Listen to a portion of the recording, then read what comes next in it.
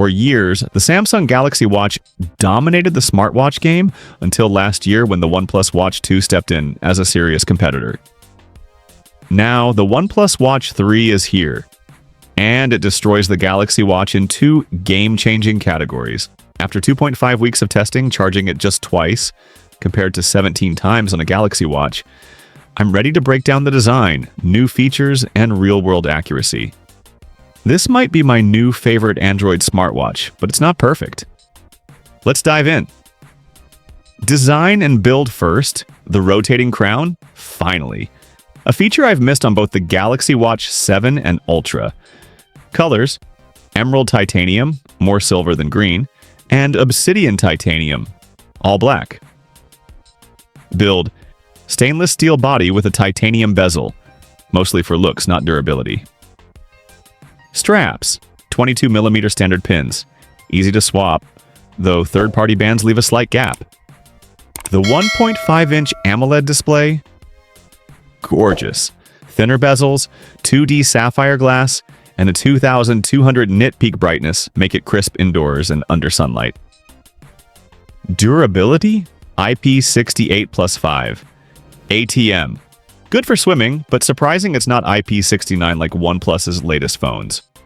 Health and fitness. Health tracking got major upgrades. 60-second health report. Checks heart rate, blood oxygen, stress, and even estimates your vascular age. Nap detection. Finally, a watch that logs 25-minute power naps accurately. Sleep tracking, advanced metrics. Blood oxygen, snoring via phone mic. Though no HRV data.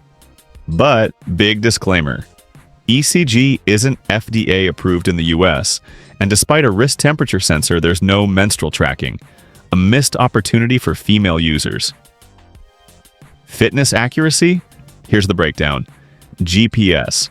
Locks fast in open areas, but struggles in cities. Philly testing proved it. Heart rate. Solid for steady runs, plus or minus 2 beats per minute versus Polar H10, but lags during sprints. Swimming, tracks strokes well, but overcounts intervals. No manual lap marking hurts. Battery and performance. The killer feature, battery life. Smart mode, 5 days, versus Galaxy Watch's 1.5 days. Power saver, 16 days. Still tracks sleep, steps, and notifications. How? A dual chip design. Snapdragon W5 for power, BES 2700 for efficiency, plus a 631 mAh nano silicon battery, 30% more capacity than last year's model. Charging USB-C puck, no wireless. UI Wear. OS 5 is snappy, with customizable tiles and Google Apps, Maps, Wallet, Spotify offline.